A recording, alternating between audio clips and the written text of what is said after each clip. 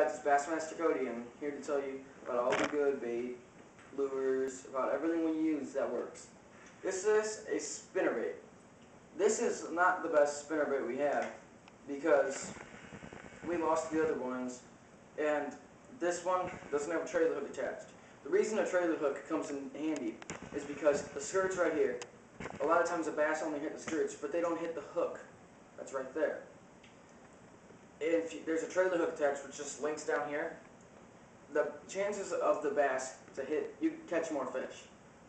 That's the basis of the trailer hook. Here we have another trailer hook, except it's prettier. And this is a jig. Jig sits at the bottom of the water, and it has a weed guard here, so it keeps it from rubbing against weeds and getting snagged. And that always helps. Always, because a lot of times bass hang out at the bottom of the water when they feel threatened, and if they see food down there, they'll go for it. This is a buzzer bait. This is also another thing that you would like to have a trailer hook attached because it has skirts. Pretty much anything that has skirts can have a trailer hook attached. And here we have Yum. This is a very useful form of bait. It goes on the edge of hooks. I'll instruct that later on. But it's just salty little critter looking things that work very well when it comes to bass fishing. You set them on the edge of your hook. The hook I prefer is any worm hook. Just go for the sharp ones like laser sharp. Such as, this is laser sharp.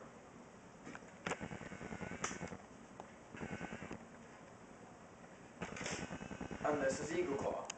Eagle Claw is a more expensive brand. Very more originated. Next up, I'm going to teach you, oh yeah, one more.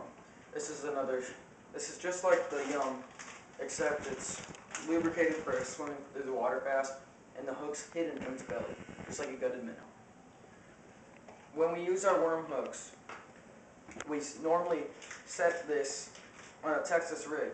That's when you just take your worm hook and set the weight on top of the hook. You can see that? Alright. Next up, we have a jerkbait. A jerkbait is an awesome type of lure. This bill says that it goes to 4 to 6 feet underwater. And the eyelet's on the very front, so it can swim through the water kind of like a minnow motion. Works very well. And now we can move on to catfish. Catfish bait. Smells like shit, looks like shit, it is shit. It's not shit.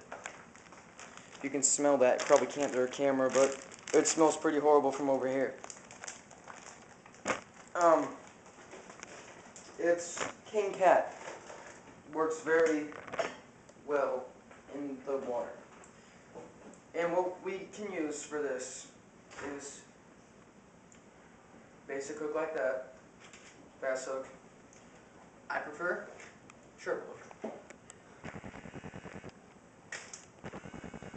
In order to use a treble hook, you have to kind of take it apart, make it all mushy, and mush it around it. It's just like a normal trout bait. Trout have other stuff that you can use, like, for instance, these jigs. This whitetail jig, very common. This northern Canadian jig, kind of rare to find. It works if you find it. Rooster tail jig, I was talking about that the other day. One of my favorite forms of jigs in trout fishing.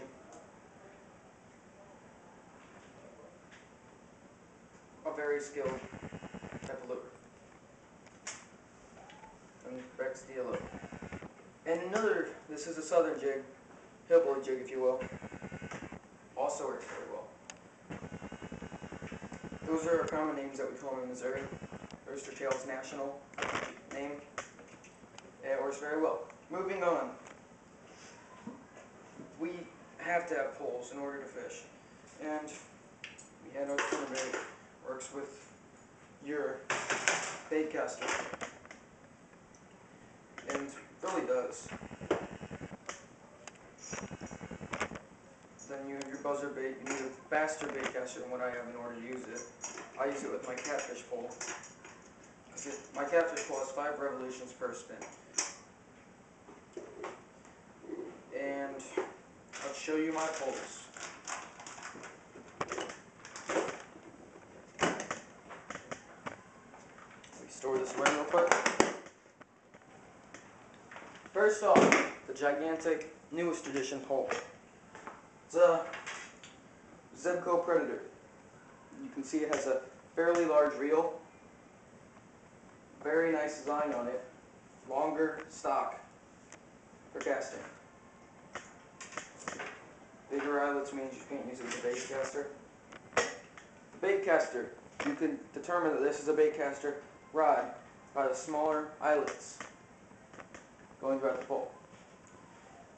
The bait caster, you can see I got a little bit of backlash right there from earlier today.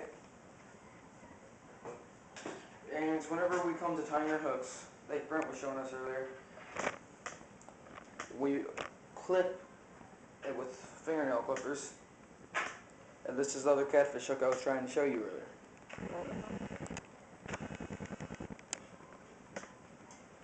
Next up, we have our multi-purpose pole. Smaller, relapsible pole. And it's good for catfishing for smaller catfish, bass fishing, trout fishing, multi-purpose pole, like I said. Next thing up, we have our trout pole. Very small, wobbly, fun pole.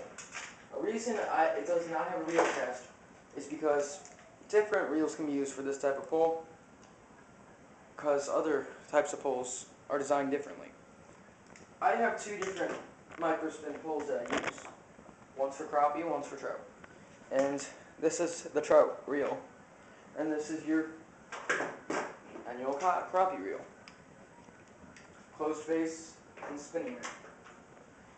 And this concludes today's episode.